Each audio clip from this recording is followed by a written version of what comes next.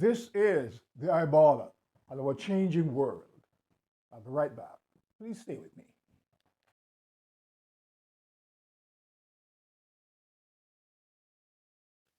So we are going to be looking at the dark side of agricultural free trade from a Caribbean perspective. Now, COVID 19 has exposed some of the deep seated scars of free trade and small economies, including those within the Caribbean. So it is more important than ever to look at how the Caribbean typically draws the short end of the stick in the free trading system. The Caribbean effort to seamlessly integrate into the global trading system has been challenging, shaded by past colonial rule. The region's inherent vulnerability to globalization has been compounded by their small size and susceptibility to natural disasters and economic shocks. Generally, when integration into the global trading system is carefully managed, it can stimulate innovation, it can stimulate improved food security, and promote economic growth. Global financing bodies and trading organizations such as the World Bank, the International Monetary Fund, the IMF, and the World Trade Organization, WHTO, rather WTO, have relentlessly promoted increased commitments towards a continuously open and free trade market. But as I go along here, I want you to pay particular attention to how the former slave owners operate. According to Christine Lagarde, past IMF managing director, and I quote here, for many decades, trade integration has helped to increase prosperity, reduce poverty, spread new technologies, and boost productivity. For people all over the world, it has reduced the cost of living and created millions of new jobs with higher wages, close quote. However, she also acknowledged that, quote, not everyone has benefited, that there are distortions in the trade system and that it needs to be reformed, close quote. The agricultural trading capabilities of the Caribbean region have been severely crippled by the policies of free trade and restructuring programs. These prescribed reforms have failed to develop important infrastructure, efficient technologies, and essential support services, inevitably hindering economic growth, crippling rural livelihoods, and impacting food security. Furthermore, Caribbean governments have been restricted against providing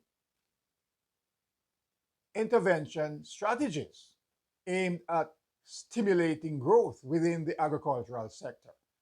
Wow. According to the United Nations Food and Agricultural Organization, Caribbean economies, and I quote, have suffered damage to their agricultural production capacity, close quote, through these reduced subsidies. The award-winning documentary, Life and Debt. I haven't seen it, but I'm going to take a look at it, and I'm going to discuss that later on in another program. Life and Debt by Stephanie Black showcase how free trade destroyed Jamaica's once successful dairy industry, where the local market was flooded with cheap imported powdered milk from the United States and Europe. Now, all this was deliberate. Small dairy farmers were incapable of directly competing with large subsidized farmers in the developed nations. As you know, these developed nations, they get a lot of free money from government, even when their farms are underproducing. They still are making a profit because government gives them, subsidies. Okay, so the industry experienced massive losses from the from the dumping gallons of local unpasteurized milk, the premature slaughter of their dairy cows, and the loss of livelihood for many dairy farmers. Tony Wells, associate professor at the University of Canada and a so-called expert in Caribbean rural development, recounts, and I quote, the image of Jamaica dairy farmers pouring away fresh milk they cannot sell, close quote. Even though attempts have been made to revitalize the dairy industry, its current operation is a mere fraction of its predecessors.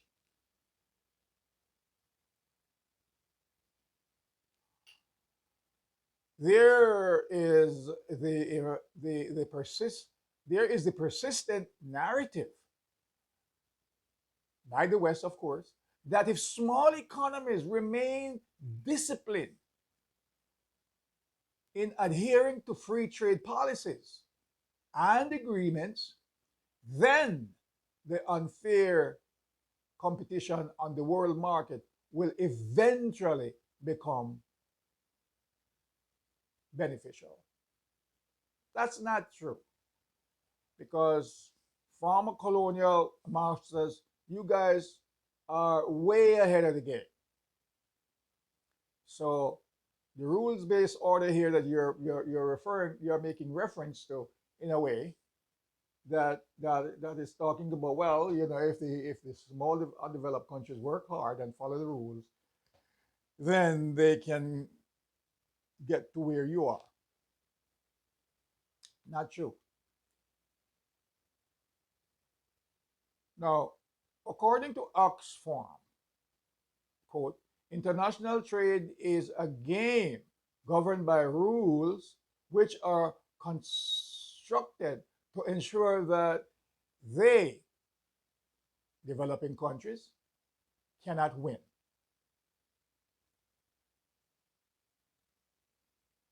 Hmm. This was highlighted through the phasing out of the Loam Convention with the European Union, EU, with the European Union, of course. This convention had provided preferential trade and market access between the European Union and 71 ACP, which is Asian, Caribbean, and Pacific states.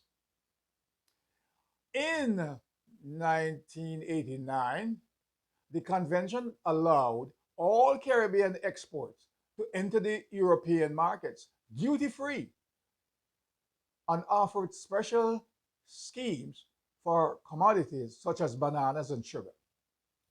However, even though the United States itself did not export bananas to Europe, the United States complained on behalf of the influential and powerful United States owned agro TNCs, Dole, Chiquita, and Del Monte, which had already dominated the European market, to the WTO that the Loam Convention was inciting an unfair environment. Imagine that. This sparked the banana wars, where small Caribbean banana producers were caught in the middle of a trade war between the United States and the European Union. Prominent Caribbean scholars and policy expert Professor Anthony T. Bryan further highlighted that Caribbean nations viewed this action by the United States as insensitive to their plight and inimical to their needs, and initiated to satisfy domestic special interests at home, which is the United States. Caribbean states have high cost of production, small in size, and higher susceptibility, susceptibility to natural disasters in comparison to the cheap labor and large plantation benefiting agro T and C farms that are located in Latin American territories. It is difficult to surmise that removing preferential arrangements will create a fair trading environment for the region. Nevertheless, sugar agreements also face similar complaints by competitive exporters. According to the WTO, preferential arrangements infringe on its equal treatment for all of its members. Hmm. The demise of these agreements between the European Union and the ACP states heightened the risk of unemployment and catapulted banana and sugar farmers into impoverishment within nations such as St. Lucia, St. Vincent, Jamaica, and Dominica. These industries now operate as a shadow of their former selves.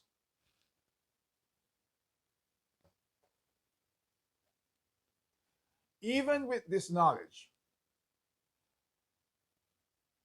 the World Trade Organization, the International Monetary Fund, and the World Bank relentlessly continue to encourage developing countries to have little or no trade restrictions. So now,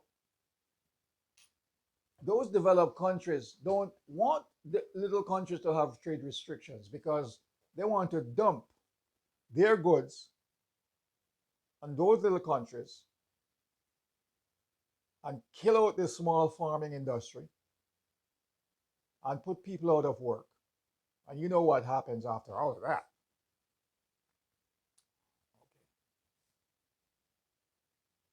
They claim that in order to establish an important market oriented agricultural trading system, support initiatives and trade barriers must be removed. However, the United Nations Food and Agricultural Organization highlighted the, and I quote, double standards in commitments to multilateral agreements, close quote, where major trading regions such as the European Union and the United States have implemented protectionist policies in the form of technical regulations, which make it increasingly difficult to access their markets, even though the domestic market in small states are continuously flooded with foreign imports. This was further reiterated by Sophia Murphy, Senior Specialist in Agriculture and Investment at the International Institute for Sustainable Development, who acknowledged that the United States and its allies, European Union, practice double standards in their advocacy of liberalization for developing countries, but increase protection for their own agricultural export sectors. Close quote. This mirrors actions of the past, where developed countries such as Germany and the United States supported their young industries behind protectionist policies and rejected free trade ideals until they were acknowledged as major economic powers.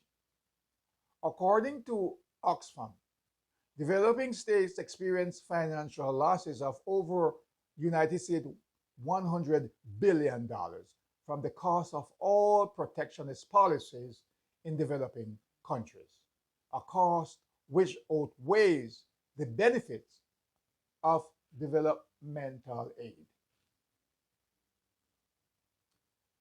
On the surface, the rules of the WTO control the degree to which countries can implement protectionist policies to guard themselves from increased competition. However, behind this quote facade of a membership driven organization is a governance system based on a dictatorship of wealth, close quote. The uneven power relations between wealthy countries and small developing countries reinforce the disparities in bargaining capacity at the global level. Additionally, apart from the WTO, powerful TNCs also extend their influence over the direction of trade policy. The colonists' undertones of developed countries, international financial institutions, and TNCs have therefore fueled the ideology that developing states should do as we say, but not as we do. Small economies are forced to operate within a prejudicial free trading system and are further limited by their inherent vulnerabilities to gain a competitive advantage. In 2016, the International Monetary Fund economists Jonathan Ostry, Prakashi Logani, and David Forsiri admitted that, I quote, instead of delivering growth, some neoliberal policies have increased inequality, in turn jeopardizing durable expansion, close quote. In essence, the benefits of global free trade have been designed to favor developed countries. Therefore, unless the bias against agriculture in small economies is removed, then developed countries will continue to increase in wealth, while the former, which are the global south, are the Caribbean countries, which were ruled formerly by these slave owners, while the former became even more marginalized. Strengthening intra-regional partnerships can improve bargaining power during these negotiations, such as proposing differential treatment within the WTO rules to accommodate the unfavorabilities of small economies. Caribbean territories can also seek to improve their competitiveness to counteract the negative impacts of free trade by introducing policies that strengthen production and manufacturing systems geared towards the export market. These policies may be in the form of reducing the import of various crops, reduce domestically enhancing institutional support, or rather, I read it again.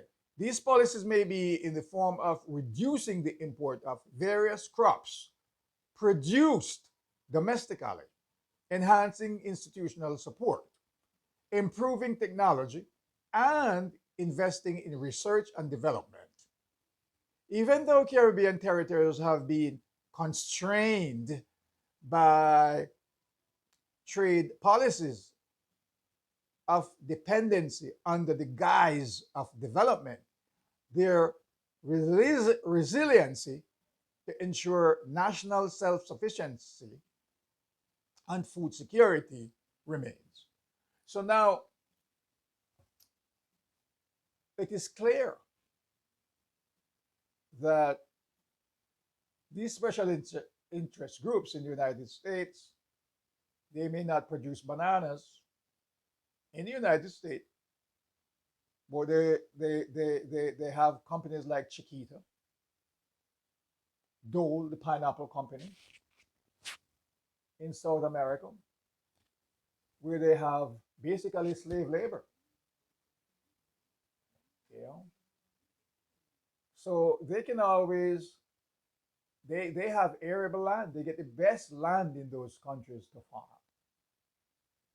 and people work like slaves. Labor is cheap. Plus, those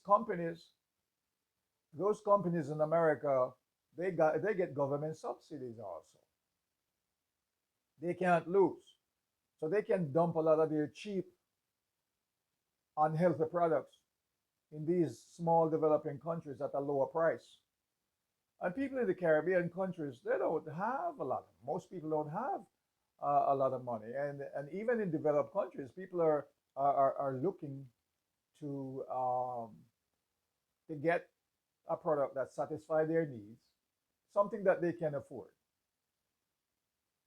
Now, when the United States and Europe destroyed the banana industry in these Caribbean countries, what do you think happened? It put the banana industries out of work, out of production. All the people men and women, who worked in those banana industries are now out of work, right? So you have a lot of people. They are not able now to send their children to school. They won't finish building their houses. Some will lose their homes because they are not able to pay mortgages, not able to put food on the table. And then what happened in those countries when you have a large group of people who just suddenly, you know, lost their jobs because the great US and Europe flood the country with their cheap products, putting these people out of work. Then crime increase, violence increase, people get frustrated, prostitution increase, you know, robberies, you know, change of government.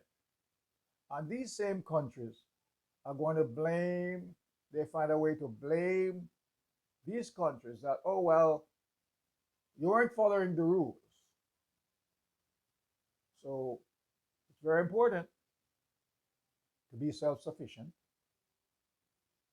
And always remember this, that try your best. You win some, you're not losing anything.